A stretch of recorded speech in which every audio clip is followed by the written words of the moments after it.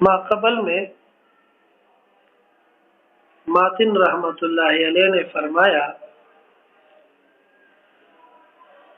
کہ خطاب اللہ تعالی المتعلق بافعال المکلفین بالاقتضاء او التخییر، یہ تعریف ہے اس حکم کی جو حکم ذکر ہے، ماخوذ ہے، مذکور ہے فی الاحکام.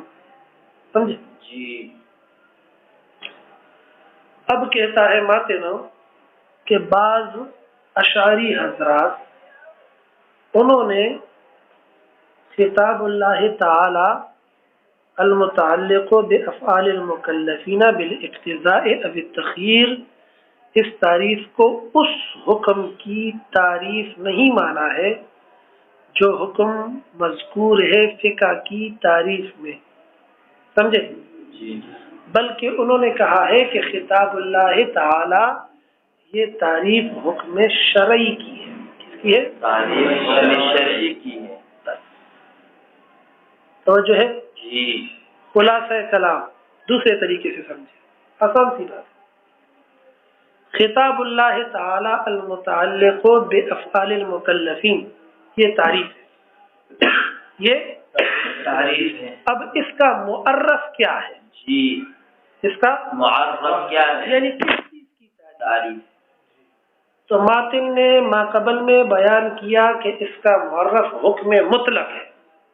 کیا ہے؟ حکم مطلق بسیط. جی. سمجھے؟ یعنی وہ حکم جس کا ذکر بالاحکام کے لفظ میں ہوا ہے فقہ کی تعریف کے اندر. ٹھیک ہے؟ جی. اور بعض اشعری حضرات یہاں کہتا ہے، انہوں نے کہا ہے کہ یہ خطاب اللہ والی جو تعریف ہے اس کا جو معرف ہے وہ حکم مطلق نہیں ہے بلکہ کیا ہے؟ حکم مرکب ہے، حکم شرعی ہے. مرکب سے مراد شرعی. شرعی. سمجھے؟ جی. یہ بات سمجھ میں آئی؟ جی. یہ ہے اصولیین کا مسئلہ. آیا؟ جی. کہ بعض اشعریوں نے وہ کہا اور بعض نے یہ کہا. ہمارا ماتن آگے چل کے مزید کہتا ہے کہ فقہائے کرام جو ہیں انہوں نے حکم کا جو معنی کیا ہے نا وہ نہ تو اسناد و امر الی آخر والا کیا ہے اور نہ خطاب اللہ والا کیا ہے. فقہائے کرام اسناد و امر کو بھی نہیں مانتے، حکم نہیں کہتے. جی. خطاب اللہ کو بھی حکم نہیں. وہ ما ثبت بالخطاب کو کیا کہتے ہیں؟ حکم کہتے ہیں. حکم کہتے ہیں. ما ثبت یعنی وہ چیز جو ثابت ہوئی ہے کس چیز کے ساتھ؟ جی. جو چیز ثابت ہوگی وہی خطاب کہلائے گی. جی. اقیم الصلاۃ خطاب ہے اور ما ثبت بالخطاب وجوب ہے. نماز کا کیا ہے؟ تو وجوب کو کیا کہتے ہیں؟ حکم کہتے ہیں. پتہ نہیں سمجھے کہ نہیں سمجھے؟ وجوب کو کیا کہتے ہیں؟ حکم کہتے ہیں. لا تقربوا الزنا، یہ الفاظ جو ہم نے پڑھے یہ خطاب خداوند ہے، اور اس سے جو ثابت ہوا وہ ہے حرمت، حرمت زنا. یہ حرمت جو ہے یہ کیا ہے؟ حکم ہے. اس لیے جب ہم پوچھتے ہیں زنا کا حکم اسلام میں کیا ہے آپ فوراً کیا کہتے ہیں؟ حرام. نماز کا حکم اسلام میں کیا ہے تو فوراً آپ جواب دیتے وجوب. سمجھے؟ جی. تو فقہائے کرام وہ حکم کی تعریف کیا کرتے ہیں؟ ما ثبت بالخطاب. ٹھیک ہے جی. ایک دو باتیں اور ہیں وہ خود کرتے ہیں. دیکھو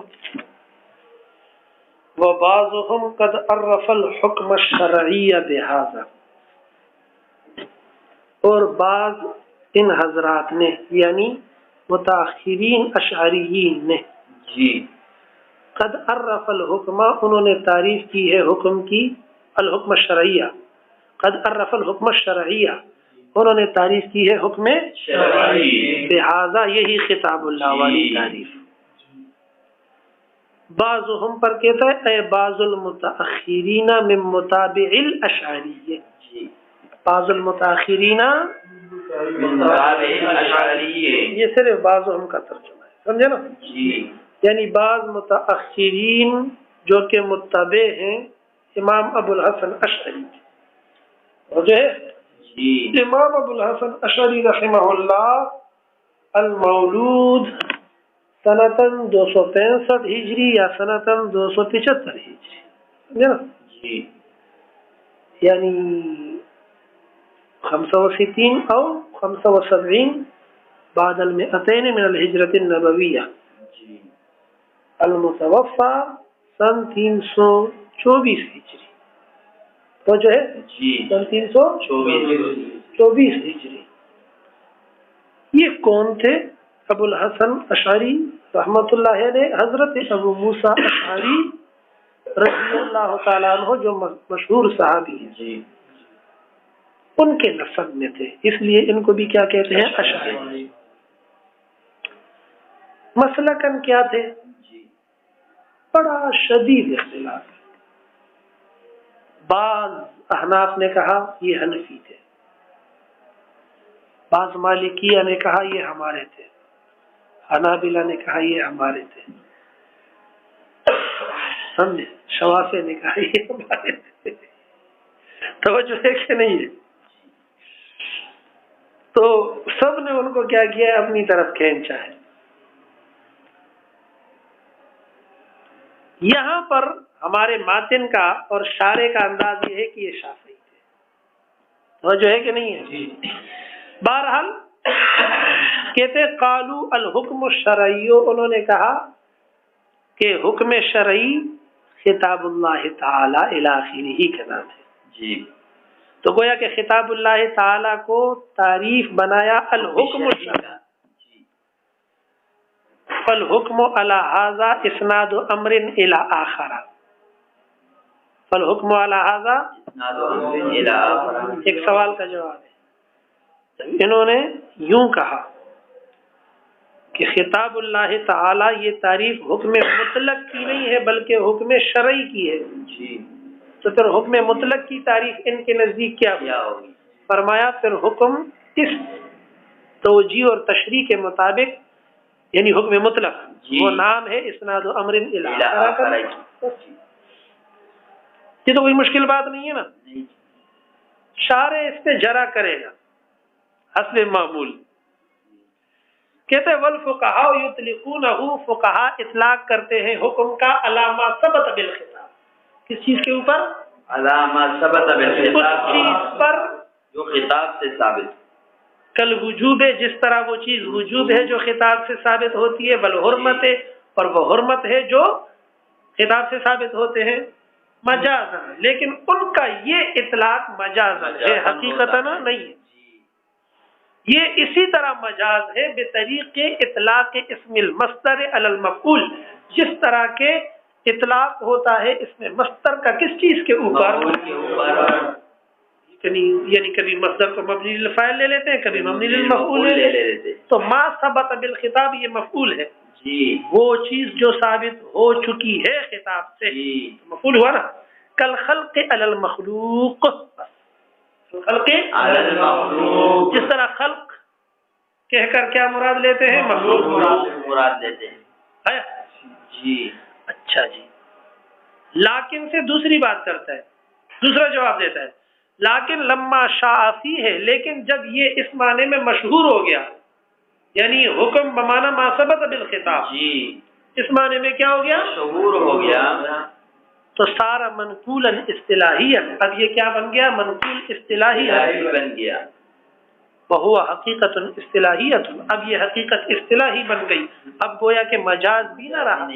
کیوں نیچے لکھا ہے لأن النقل وضع ثان، کیونکہ نقل جو ہے وہ دوسری وضع ہو جاتی ہے، گویا کہ اب دوبارہ پیدا ہوگی۔ کیا ہو گیا؟ دوبارہ پیدا کر دیا، سمجھ میں آیا؟ پہلے تو ادھر تھا، اب ادھر بھی یہ پیدا کر دیا، اصل ہو گیا، سمجھ میں آیا نا؟ منقول ہوا ہی نہیں گویا۔ یہ بات سمجھ میں آئی؟ جی چلو واپس آ جاؤ، تلوی پہ آ جاؤ، پڑھو عبارت۔ قولہ ولما عرف حرف الفقه اقول المذكور في كتب ان کو بتاؤ جگہ ملی ہے کہ نہیں ملی ہے؟ مل گئی ہے؟ ہاں چلے. ان خطاب اللہ تعالی المتعلق بافعال. عبداللہ کتاب سے اتنا دور بیٹھا ہے تو خاک سمجھے گا. کتاب نزدیک ازان تا سیدم کا کوگ پروت تے تو سرنگنا سے وہ کتاب تے سرنگنے. ہاں چلو. خطاب اللہ ان خطاب اللہ تعالی المتعلق بافعال المکلفین تعریف للحکم الشرعی المتعارف بین الاصولیین لا للحکم الماخوذ في تعريف الفقه لا للحكم الماخوذ في تعريف الفقه. والمصنف رحمه الله ذهب إلى أنه تعريف له وأن الشرعية قيد زائد على خطاب الله تعالى وأن كونه تعريفا للحكم الشرعي إنما هو رأي بعض الأشاعرة. بس کہتا ہے اعتراض کہتا ہے کہ ماتن نے جو کہا کہ خطاب اللہ تعالی المتعلق بافعال المکلفین یہ بعض اشاعرہ کے نزدیک کیا ہے حکم مطلق کی تعریف ہے اور بعض کے نزدیک کیا ہے حکم شرعی کی تعریف ہے. یہ غلط ہے. یہ کیا ہے؟ غلط. سمجھ میں آیا؟ بلکہ اس کو یوں کہنا چاہتے کہ سب کے نزدیک یہی تعریف ہے حکم شرعی کی تعریف ہے. سب کے نزدیک کیا حکم شرعی کی تعریف. سمجھ میں آ رہا ہے؟ یہ ماتن کا یہ شارع کا ماتن کے اوپر کیا ہے اعتراض کا خلاصہ سمجھا؟ دیکھیں قولہ ولما عرف الفقہ یا ولما عرف الفقہ بتا چکا ہوں. اقول تفتازانی کہتا ہے میں کہتا ہوں المذکور فی کتب الشافعیت وہ بات جو ذکر کی گئی ہے شوافی کی کتابوں میں ان خطاب اللہ تعالی المتعلق بافعال المکلفین کہ خطاب اللہ تعالی المتعلق بافعال المکلفین یہ جو تعریف ہے تعریف للحکم الشرعی ہے. سمجھے نا؟ یہ تعریف ہے کس چیز کی؟ حکم شرعی کی. المتعارف بین الاصولیین جو کہ متعارف اور مشہور ہے کس کے نزدیک؟ سب کے نزدیک. سمجھے نا؟ لا للحکم الماخوذ فی تعریف الفقہ نہیں ہے یہ تعریف اس حکم کی جو مذکور ہے حکم کا لفظ فی تعریف الفقہ فقہ کی تعریف میں العلم بالاحکام میں احکام کے ضمن میں حکم کا لفظ اس کی تعریف نہیں ہے. آیا؟ لیکن والمصنف ذهب الى انه تعریف له لیکن مصنف اس طرح گئے ہیں کہ یہ تعریف کس چیز کی ہے؟ حکم مطلق کی ہے. پھر دوبارہ کہا کہ حکم شرعی کی ہے بعض کے نزدیک. تو دونوں باتیں ذکر کی. سمجھ میں آیا؟ اور مصنف نے کہا کہ وَأَنَّ الشَّرْعِيَّ قَيْدٌ زَائِدٌ عَلَى خِطَابِ اللَّهِ تعالی کہ شرعی کی جو قید ہے تعریف فقہ میں کیا؟ تعریف فقہ میں هو العلم بالاحکام الشرعیت. سمجھے نا؟ احکام کے بعد کون سا لفظ ہے؟ شرعیہ. یہ قید ہے جو کہ زائد ہے خطاب اللہ تعالی پر. کیوں زائد ہے؟ کیونکہ خطاب اللہ نام کس چیز کا ہے؟ شرعی کا ہے. شرعی کا نام یہ نام ہی شرعی کا ہے. پھر اشرعیہ کہنے کی دوبارہ ضرورت ہی نہیں ہے کیونکہ جو اللہ کا خطاب ہوگا وہ شرعی نہیں ہوگا شرعی ہوگا.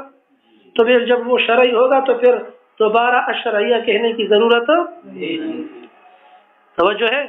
اچھا اور مصنف نے یہ بھی کہا کہ وَأَنَّ كَوْنَهُ تَعْرِيفًا لِلْحُكْمِ الشَّرْعِيِّ إِنَّمَا هُوَ رَأْيُ بَعْضِ الْأَشَاعِرَةِ کہ ہونا اس کا تعریف حکم شرعی کی یہ رائے بعض اشاعرہ کی ہے بعض کی نہیں. یہ تو سب کی رائے ہے.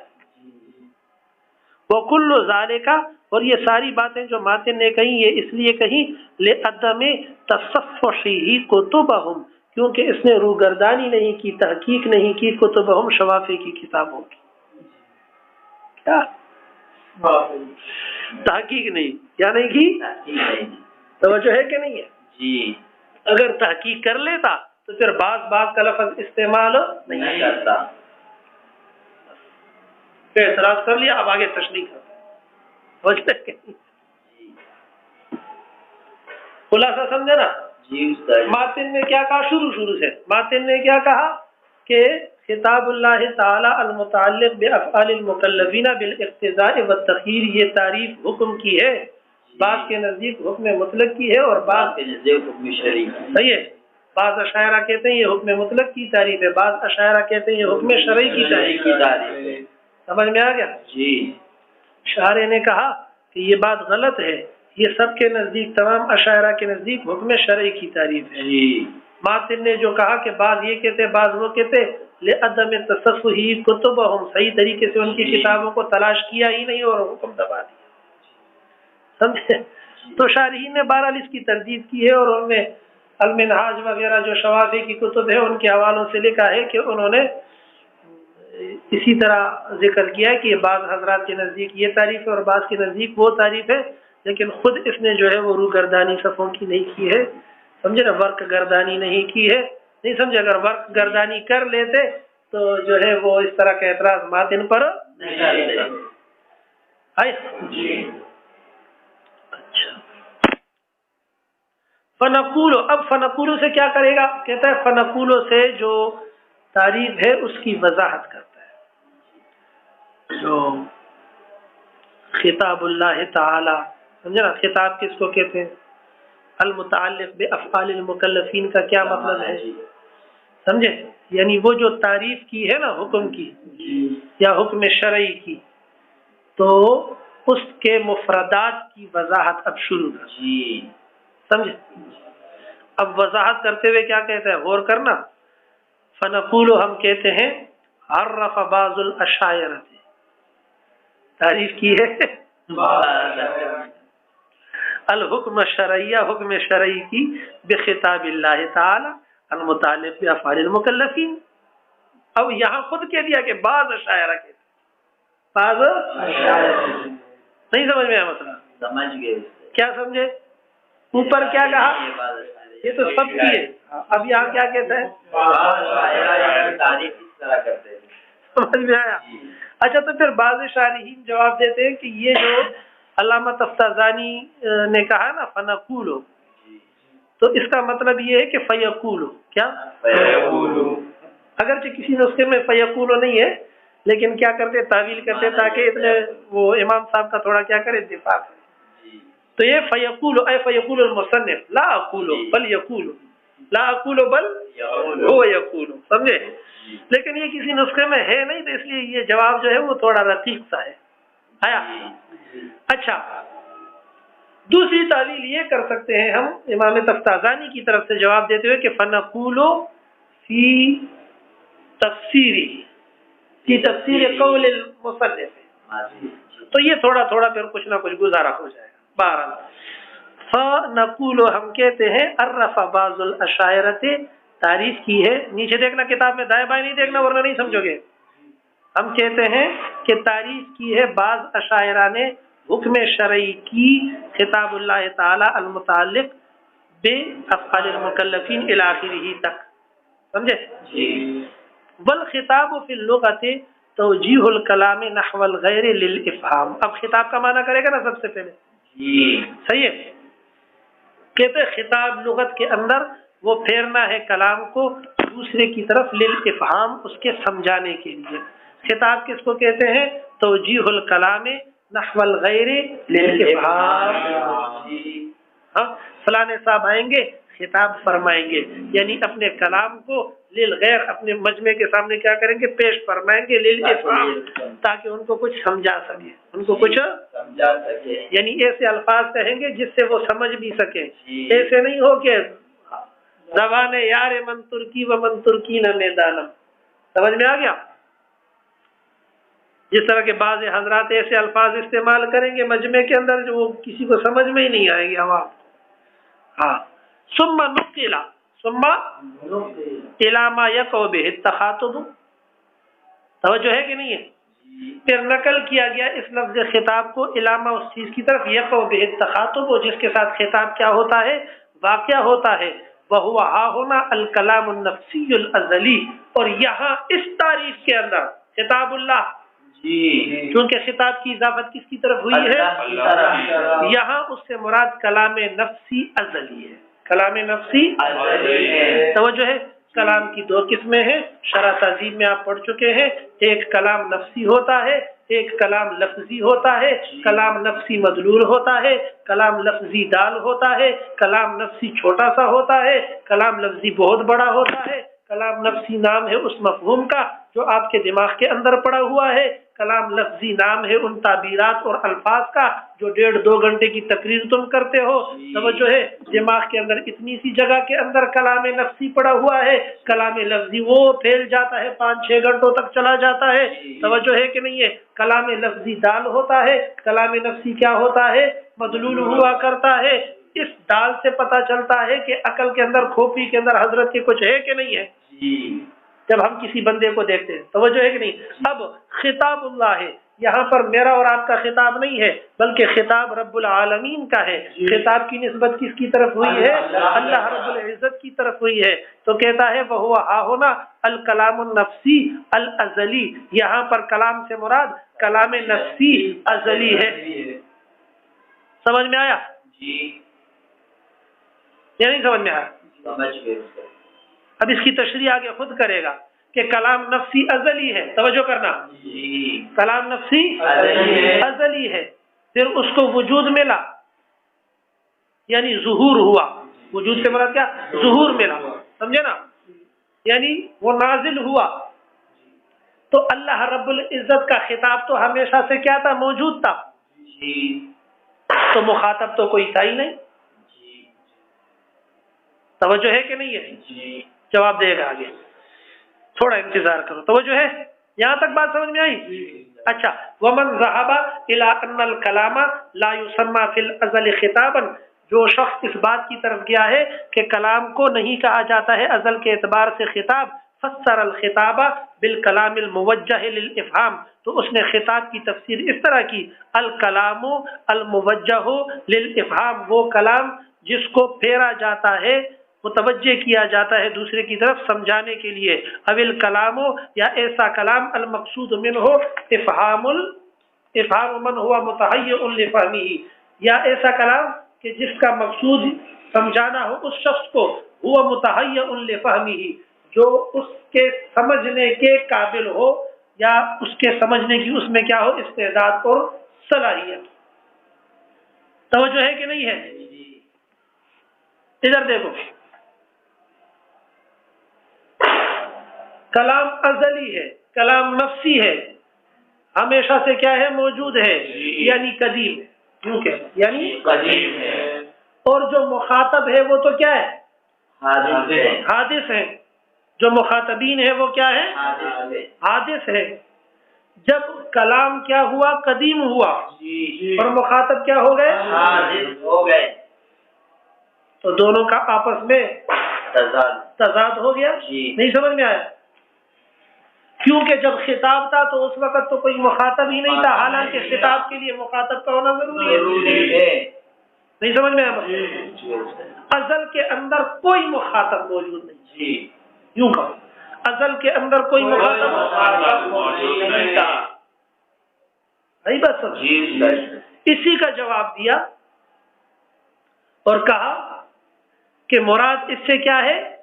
الکلام الموجہ للافہام او الکلام المقصود منہ افہام من ہوا متحیع لفہمہ، مراد وہ کلام ہے جس کو پھیرا جائے افہام کے لیے، جب اس کو پھیرا جائے گا تو وہ کلام لفظی ہو جائے گا۔ توجہ ہے کہ نہیں ہے؟ جی، الفاظ میں وہ تعبیرات آ جائیں گی جو ذہن کے اندر ہیں، یعنی کلام نفسی واضح ہو جائے گا کس کے ذریعے سے؟ کلام لفظی کے ذریعے سے۔ اوil کلام المقصود منہ افہام من ہوا متحیع لفہمہ، یا یوں کہیں گے کہ مقصود یہ ہے کہ اس شخص کو سمجھانا جس کے اندر صلاحیت ہو، متحیع تیار ہو، یعنی صلاحیت ہو اس کے سمجھنے کی، اور جب صلاحیت پیدا ہوگی تو خطاب اس کی طرف متوجہ ہو جائے گا۔ اس کی مثال ایسے ہے جس طرح قدرت اللہ کی صفت ہے، جس طرح خطاب اللہ کی صفت ہے، تو قدرت بھی اللہ کی کیا ہے؟ صفت ہے، اور یہ صفت ازل میں موجود ہے، ہمیشہ سے کیا ہے؟ موجود ہے۔ لیکن اس کا تعلق بندوں سے کب بنا؟ تو پیدا ہوا، تیرے ساتھ قدرت کا تعلق بن گیا، میں مر گیا، میرے ساتھ قدرت کا تعلق بن گیا۔ تو اسی لیے کہتے ہیں کہ وہ قادر تھا، وہ اللہ کیا تھا؟ قادر تھا، خالق تھا ہمیشہ سے، وہ رازق بھی تھا، اور جیسے جیسے اس صفت کے لیے لوگ پیدا ہوتے گئے اس کی قدرت سے، تو وہ صفت جو ہے ان کے اوپر کیا ہوتی گئی؟ ظاہر ہوتی گئی۔ سمجھ میں ہے مسئلہ؟ اسی طرح اللہ تعالیٰ کا خطاب موجود تھا، جیسے جیسے اس کی استعداد والے آتے گئے تو وہ خطاب ان سے متعلق ہوتا رہا۔ نہیں سمجھ میں آیا مسئلہ؟ سمجھ گئے۔ دیکھیں وہ معنی تعلق ہی پڑھو۔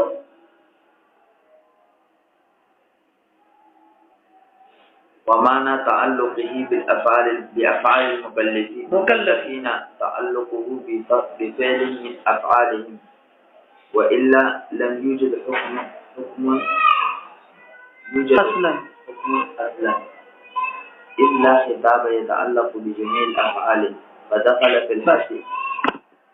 ایک اور اعتراض کا جواب ہے، چھوٹے چھوٹے اعتراضات کہتے ہیں کہ تم نے حکم کی یا حکم شرعی کی تعریف کیا کی؟ خطاب اللہ تعالی المتعلق بأفعال المكلفين، خطاب حکم نام ہے اللہ تعالیٰ کے خطاب کا، وہ اللہ کا خطاب جس کا تعلق ہوتا ہے افعال مکلفین۔ تو افعال کو جمع لایا، مکلفین کو بھی کیا لایا؟ جمع لایا، اور خطاب کو کیا لایا؟ مفرد لایا۔ تو ایک خطاب تمام کے تمام افعال سے تعلق تو نہیں رکھتا، ایک خطاب کا تعلق تو ایک ہی فعل سے ہوگا۔ جیسے اقیم الصلاۃ ایک خطاب ہے تو اس کا تعلق صرف ایک فعل کے ساتھ ہے، آتوا الزکوٰۃ ایک خطاب ہے تو اس کا تعلق جو ہے وہ ایک فعل سے ہے، وجوب زکوٰۃ سے۔ سمجھا؟ کہتے ہیں افعال مکلفین کا معنی بفعل من افعالہم، کیا؟ بفعل من افعالہم، یعنی ان کے افعال میں سے کسی ایک فعل کے ساتھ۔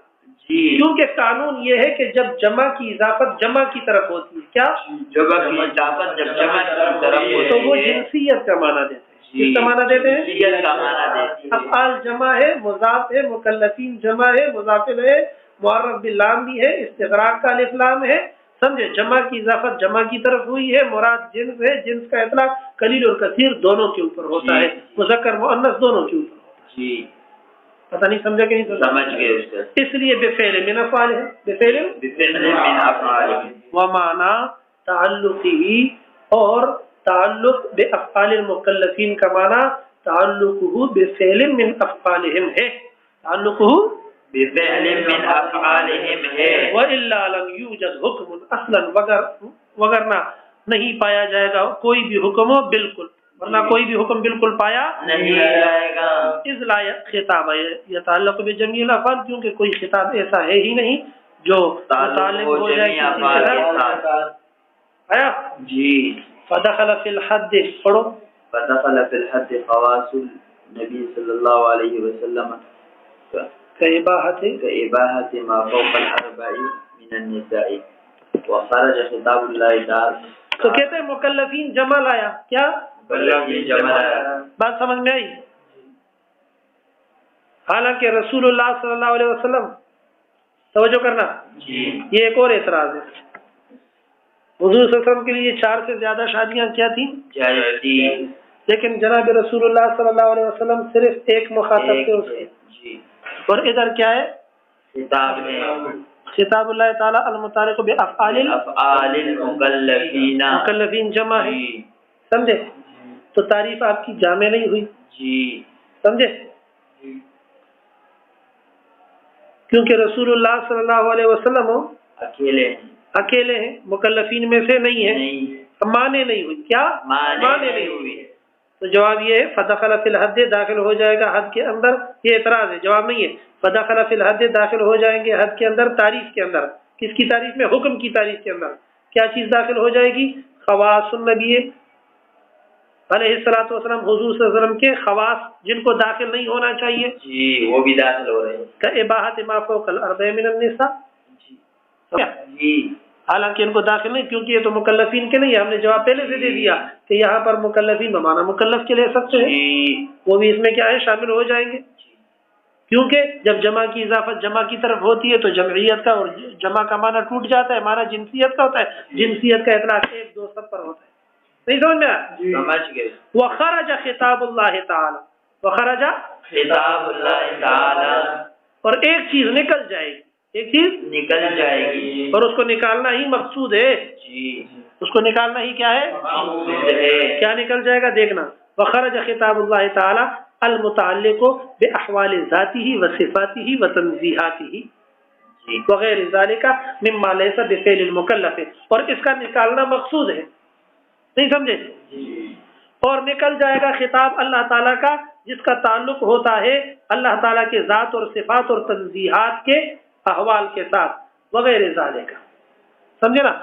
قدرت اللہ کی صفت ہے، ان اللہ علی کل شیء قدیر، یہ حکم کی تعریف میں نہیں آئے گا، توجہ ہے کہ نہیں ہے؟ اسی طرح انہ بکل شیء علیم وهو القاہر فوق عباده هو الظاہر والباطن وغیرہ وغیرہ. یہ جو صفات کی آیات ہے قرآن کریم کے اندر، یہ حکم کی تعریف کے تحت میں نہیں آئیں گی، کیونکہ حکم کی تعریف کیا ہے؟ خطاب اللہ تعالی المتعلق بافعال المکلفین، اللہ کا وہ خطاب جس کا تعلق کس چیز کے ساتھ ہو؟ بندوں کے افعال کے ساتھ ہو، مکلفین کے افعال کے ساتھ ہو. اور اس طرح کی جو آیات ہے جس میں صفات اور تنزیہات کا ذکر ہوتا ہے، سبح للہ ما فی السماوات والارض یسبح للہ ما فی سبحان الذی اسری بعبدہ الحمدللہ، ان کا تعلق جو ہے وہ کس چیز کے ساتھ ہے؟ اللہ رب العزت کی ذات اور صفات کے ساتھ ہے. سمجھ میں؟ افعال مکلفین کے ساتھ ان کا کسی قسم کا تعلق نہیں ہے. یہ اس تعریف سے نکل جائیں گے، اچھا ہے کہ نکل جائیں، کیونکہ ان کو نکالنا ہی مقصود ہے، نہیں سمجھے؟ اور نکل جائے گا خطاب، اور نکل جائے گا خطاب اللہ تعالی المتعلق باحوال ذاتی و صفاتی و تنزیہات. تنزیہات مانے پاکیاں اللہ رب العزت کی، صفات سلبیہ مراد ہے، سمجھے نا؟ وغیر ذالک مما لیس بفعل المکلف، کیونکہ یہ فعل مکلف نہیں ہے، کیا؟ بلکہ فعل مکلف ہے. کیا؟ جس نے مکلف بنایا ہے یعنی اللہ تعالی. یہ بات سمجھ میں آئی؟ لا یقال، پڑھو آگے. لا يقال اضافة الخطاب الى الله تعالى يدل على ان الحكم على اللہ حکم، على الله حكم. یہ مشہور اعتراض ہے، توجہ کرو. کہتا ہے تم نے حکم کی جو تعریف کی ہے نا یہ جامع نہیں ہے. کیا جامع نہیں؟ معترض کہتا ہے کیوں جامع نہیں ہے؟ کیونکہ تم نے کہا کہ حکم کے معنی ہے خطاب اللہ تعالی المتعلق بافعال المکلفین، تو تم نے حکم کس چیز کو کہا؟ صرف اللہ کے خطاب کو کہا، حالانکہ رسول اللہ صلی اللہ علیہ وسلم کا جو خطاب ہے وہ بھی حکم ہے. جی سمجھے؟ اسی طرح آقا اگر غلام کو کسی چیز کا کیا کرتا ہے؟ خطاب کرتا ہے، پانی لے آ، بے کر، شرا کر، یہ بھی کیا ہے؟ حکم. سمجھ میں آیا؟ تو آپ کی جو تعریف ہے وہ جامع افرادی ہی نہیں ہے. تو اس کا جواب بالکل آسان دو لفظوں میں دیتا ہے، کہتا ہے کہ حضور کے خطاب کا واجب ہونا، یعنی حضور کے خطاب سے احکامات کا واجب ہونا، اس کو بھی کس نے واجب کیا ہے؟ اللہ تعالیٰ نے واجب کر دیا ہے، تو یہ بھی اس کے ضمن میں آ جائے گا، اسی طرح باقی بھی اس کے ضمن میں آ جائیں گے. یہ کوئی بڑا سوال نہیں. دیکھو اب اسی بات کو سمجھو، نیچے کتاب میں لا یقال نہیں کیا جائے گا یہ اعتراض اضافت الخطاب الی اللہ تعالی، کہ خطاب کی جو اضافت اللہ تعالیٰ کی طرف ہوئی ہے تعریف حکم میں، کون سی جگہ ہوئی ہے اضافت خطاب کی؟ اللہ کی طرف. خطاب اللہ تعالی کہ خطاب کو مضاف کر دیا صرف اللہ تعالیٰ کی طرف. یدلو، یہ تو دلالت کرتا ہے، علی ان، اس بات پر، لا حکمہ، کہ حکم کوئی نہیں ہوگا، الا خطابہ، مگر اللہ ہی کے خطاب سے ہوگا. سمجھے نا؟ حالانکہ یہاں یوں کہو، حالانکہ وقت وجب طاعت النبی علیہ الصلوۃ والسلام، حالانکہ واجب ہے اطاعت نبی صلی اللہ علیہ وسلم کی، وہ اولی الامر، اور اولی الامر کی اطاعت بھی واجب ہے، وہ سید، اور آقا کی اطاعت بھی غلام کے اوپر واجب ہے. فخطابہم ایضا حکم، حالانکہ ان کا خطاب بھی حکم ہے، اور تم نے اس کو حکم سے کیا کر دیا؟ نکال دیا.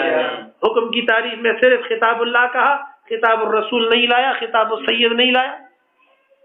لأننا نقول، ہم جواب میں کہتے ہیں، انما وجب اطاعتهم، ان کی اطاعت جو واجب ہوئی ہے، بإیجاب اللہ تعالی ایاہا، وہ اللہ تعالیٰ کے واجب کرنے سے ہوئی ہے. فلا حکم الا حکمہ تعالی، تو حکم نہیں ہے مگر حکم اللہ تعالیٰ ہی کا ہے اصل، باقی ان کا جو حکم ہے وہ اسی اللہ کے حکم کی فرع ہے. یا فلا حکم الا حکمہ تعالی، نہیں ہے حکم رسول اور سید کا مگر وہ بھی اللہ تعالیٰ کا حکم ہے، کیونکہ اللہ تعالیٰ نے اس کو واجب کیا ہے. آیا مسئلہ سمجھ؟ یہ آسان تھا نا، مشکل تو نہیں ہے. چل پڑ آگے. ثم اعترض علی هذا التعریف، ثم ترد على هذا التعريف بأنه یہ پرانا اعتراض ہے جو ہم نے متن میں حل کر بھی دیا تھا، سمجھ میں آ رہا ہے؟ أنه تدخل فيه القصص المبنية لأحوال المكلفين وأفعالهم مبینۃ جو بیان کی گئی، سمجھے نا؟ بينة ہاں لأحوال المكلفين وأفعالهم والأخبار المتعلقة بأعمالهم. ہاں صحیح ہے. كقوله تعالى والله خلقكم وما تعملون، مع أنها ليست أحكاما تزيد على التعريف قيد يخصصه ويخرج ما دخل فيه من غير أفراد المحدود، وهو قول بالاقتضاء أو التخيير، فإن تعلق الخطاب بالأفعال في القصص والأخبار عن الأعمال ليس تعلق الاقتضاء بالتخيير بمعنى تخيير إباحة الفعل والترك للمكلف، ومعنى الاقتضاء طلب الفعل منه مع المنع عن الترك وهو الإيجاب أو بدونه والندب، أو طلب الترك مع المنع عن الفعل وهو التحريم أو بدونه هو الكراهية وهو الكراهة. وقد يجاب بأنه لا حاجة إلى زيادة قولهم بالاقتضاء والتخيير، لأن قيد الحيثية مراد والمعنى خطاب الله تعالى المتعلق بفعل المكلف من حيث هو فعل المكلف وليس تعلق الخطاب بالأفعال في سور النقض من حيث أنها أفعال المكلفين وهو ظاهر. یہ ایک ہی اعتراض اور جواب ہے، سمجھے؟ اور جس کا ذکر ہم نے متن میں بھی کر دیا تھا کہ معترض کہتا ہے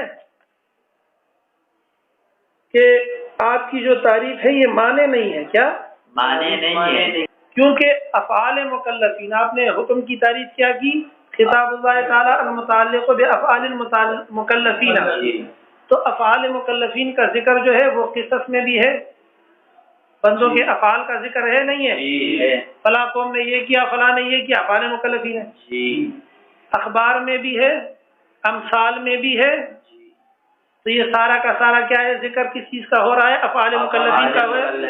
لیکن اس کو آپ قصص و اخبار و امثال کہتے ہیں، کتاب اللہ تعالی اور احکام نہیں کہتے ہیں. بات سمجھ میں آئی کہ نہیں سمجھے؟ اچھا، تو کہتے ہیں اس کو نکالنے کے لیے کیا لفظ بڑھا دیا گیا؟ بالاقتضاء، سمجھے نا؟ لیکن پھر کہتا ہے کہ ایک اور چیز واللہ خلقکم وما تعملون وامثالها واخواتها، باقی چیز حد میں، سمجھے؟ کیونکہ یہاں پر کس چیز کا ذکر ہے؟ خطاب اللہ تعالیٰ المتعلق بافعال المکلفین کا ذکر پھر بھی موجود ہے. تو پھر اس کا جواب یہ کہ وہ بھی اقتضاء سے کیا ہے؟ خارج ہے، اور جس میں کسی چیز کا کیا ہوتا ہے؟ طلب ہوتا ہے. جواب سمجھا نا؟ ہاں. اعتراض یہ ہے کہ آپ کی جو تعریف ہے غیر مانع ہے، یہ مانع نہیں ہے دخول افراد غیر کے لیے، کیونکہ قصص امثال وغیرہ اس کے اندر آ رہے ہیں. اسی طرح واللہ خلقکم وما تعملون یہ بھی اس میں داخل ہو رہا ہے، سمجھے؟ تو جواب یہ ہے کہ بالاقتضاء والتخییر کی کیسے نکل گیا. اب اس نے آخر تک چلا دیا ہے. سمجھ میں؟ چھوٹی بات کو کبھی کبھی لمبا کر دیتا ہے، عادت ہے حضرت. دیکھو ثم اعترض، کتاب کو دیکھنا. ثم اعترض، پھر اعتراض کیا گیا علی ھذا التعریف، اس کتاب اللہ تعالی والی تعریف کے اوپر کہ حکم کی یہ تعریف صحیح نہیں ہے، بانہ غیر مانع، کیونکہ یہ مانع نہیں ہے، کیونکہ یہ معنی نہیں ہے، لانہ، کیونکہ بات اس طرح ہے، تدخل فیہ القصص المبینۃ، کیونکہ داخل ہوتے ہیں اس میں وہ واقعات جو بیان کیے گئے ہیں احوال مکلفین کے اور افعال مکلفین کے، اور وہ خبریں جس کا تعلق ہے ان کے اعمال کے ساتھ، جس طرح کہ اللہ تعالیٰ کا قول واللہ خلقکم وما تعملون، باوجود اس کے کہ یہ احکام نہیں ہے تو زیادہ کیا گیا تعریف کے اندر ایسی قید کو جو خاص کرتی ہے اس کو اور نکال دیتا ہے اس کو جو داخل ہے اس تعریف کے اندر، یعنی غیر افراد محدود کو نکالتا ہے. اور وہ قول ان کا کون سا ہے؟ بالاقتضاء او التخییر والا. سمجھتے تو ہو نا؟ کیونکہ تعلق خطاب کا بالافعال، افعال کے ساتھ قصص اور اخبار کے اندر اعمال سے نہیں ہے تعلق اقتضاء اور تخییر والا، اس میں کسی چیز کا تقاضا نہیں ہے، بس بیان کیا کہ انہوں نے یہ کیا تو یوں ہوا، انہوں نے یہ کیا تو یوں ہوا۔ بات سمجھ میں آئی کہ نہیں سمجھے؟ کیونکہ معنی تخییر کا، کیونکہ معنی تخییر کا یہ کسی چیز کا مباح ہونا ہے، اور ترک کا مکلف کے لیے کسی چیز کا مباح ہونا ہے یا کسی چیز کا کیا ہے ترک جو ہے اس کا مباح ہونا ہے، چاہے کرو یا نہ کرو، یہ بات کا معنی ہے، سمجھے نا؟ اور معنی اقتضاء کا طلب فعل ہے، من ہو اس مکلف سے، مال منع عن الترک کہ تم نے رک جانا ہے اس کو چھوڑنے سے، اسی کا نام ایجاب ہے، یا اس کے بغیر یعنی منع عن الترک نہیں ہے، کر بھی سکتے ہو، وہ ہوا ندب، اور وہ کیا ہے کرو یا نہ کرو، سمجھے نا؟ یا طلب ترک ہے مال منع عن الفعل وہ ہوا التحریم، اس کا نام حرمت ہے، اور بدون ہی اے بدون المنع عن الفعل، سمجھے نا؟ وہ ہوا الکراہت، وہ الکراہت، سمجھ میں آیا کہ نہیں سمجھے؟ وقد یجاب بانہ لا حاجت، ایک دوسرا جواب دے رہا ہے، یہ جواب متن کے اندر نہیں تھا، کہتے ہیں بالاقتضاء کہنے کی بھی ضرورت نہیں تھی، تخییر کہنے کی بھی کسی قسم کی ضرورت نہیں تھی، قید حیثیت کی منطقیوں کے نزدیک ذکر ہو یا نہ ہو مراد ہوتی ہے، کیا قید حیثیت کی منطقیوں کے نزدیک ذکر ہو یا نہ ہو مراد ہوتی ہے، سمجھ میں آیا؟ یہ ایسی دوائی ہے منطقیوں کی جو کسی بھی جگہ ہو یا نہ ہو لیکن کام چلا لیتی ہے، ہو یا نہ ہو یہ دور سے بھی بلوٹوتھ کر لیتی ہے، سمجھ میں آیا؟ دیکھو جواب دیا جاتا ہے بِأَنَّهُ لَا حَاجَةَ إِلَى زِيَادَةِ قَوْلِهِمْ بِالْاِقْتِضَاءِ أَوِ التَّخِيرِ، کوئی ضرورت نہیں تھی اس قول کے بڑھانے کے لیے، بالاقتضاء والتخیر کے بڑھانے کے لیے، کیونکہ قید حیثیت کی مراد وہ مراد ہوتی ہے جی تعریفات کے اندر، یوں کہو کس چیز میں بل معنی، پھر معنی یہ ہو جائے گا، یعنی جب قید حیثیت کی لگائیں گے، خطاب اللہ تعالی المتعلق بفعل المکلف من حیث ہوا فعل المکلف، اس حیثیت سے کہ وہ فعل کس چیز کا ہے مکلف کا ہے، اور جو قصص اور امثال میں ذکر کیا گیا وہ فعل مکلف کا نہیں ہے، پتہ نہیں سمجھے کہ نہیں؟ اور نہیں ہے تعلق خطاب بالافعال کا ما قبل نقض کی صورت میں، یعنی اعتراض کی صورت میں، اس حیثیت سے کہ یہ افعال مکلفین کے ہیں، اور یہ بات بالکل ظاہر ہے، وہ ہوا ظاہر کہتا ہے، ادھر دیکھو کہ افعال مکلفین، آپ نے اعتراض یہ کیا کہ افعال مکلفین سے قصص کا تعلق سمجھ میں آیا، امثال کا تعلق نہیں ہے، حالانکہ ہے، کیا حالانکہ شارحین نے جواب دیا ہے، معترض کا اعتراض کرنا ہی غلط ہے، کیسے ہے؟ واقعات کے اندر یہ بیان کیا جاتا ہے کہ فلانی قوم نے، قوم عاد ہے، قوم سمود ہے، صحیح ہے، صالح علیہ السلام کی قوم ہے، ہود علیہ السلام کی قوم ہے، لوط علیہ السلام کی قوم ہے، یہ اقوام ہیں جن کا ذکر قرآن نے کیا ہے، ان کے واقعات جب قرآن بیان کرتا ہے تو وہاں یہ ہوتا ہے کہ انہوں نے یہ مخالفت کی تو تباہ ہوئے، صحیح ہے، انہوں نے یہ مخالفت کی تو تباہ ہوئے، ہلاک ہوئے، تو اس میں ضمناً طلب کا معنی کیوں نہیں ہے کہ نہیں ہے؟ اگر تم بھی اس طرح اپنے نبی یا اپنی شریعت کی کیا کرو گے، مخالفت کرو گے، نافرمانی کرو گے، تو تم بھی کیا ہو جاؤ گے، تباہ۔ لہذا قصص اور امثال کے ذریعے سے، قصص اور امثال کے ذریعے سے اعتراض وارد ہوتا ہی نہیں ہے سرے سے، بعض نے یہ جواب دیا۔ اچھا، بعض نے دوسرا جواب دیا ہے، کہا نہ اعتراض وارد ہوتا ہے، کیا اعتراض وارد ہوتا ہے، لیکن فاعتبروا یا اولی الابصار صرف 13 ವರ್ಷ ತಗಡ شابه فاعتبروا یا اولی الابصار کے طور پر وہ اس ضمن میں داخل ہو جائے گا، توجہ ہے کہ نہیں ہے؟ لہذا اعتراض کی کوئی وقت اور حیثیت باقی نہیں۔ خلاصہ سمجھ میں آ گیا؟ علامہ ماتن صاحب نے کہا، صدر الشریعت صاحب نے فرمایا کہ بعض حضرات کہتے ہیں کہ خطاب اللہ یہ تعریف کس کی ہے، حکم مطلق کی ہے، بعض کہتے ہیں یہ حکم شرعی کی ہے، سمجھ میں آ گیا؟ تو جو حضرات کہتے ہیں کہ یہ حکم شرعی کی تعریف ہے وہ کہتے ہیں کہ پھر حکم مطلق کی تعریف اسناد و امر ہے۔ والفقہاء یطلقون، بہرحال جس کے نزدیک جو بھی تعریف ہو وہ ہو، لیکن فقہائے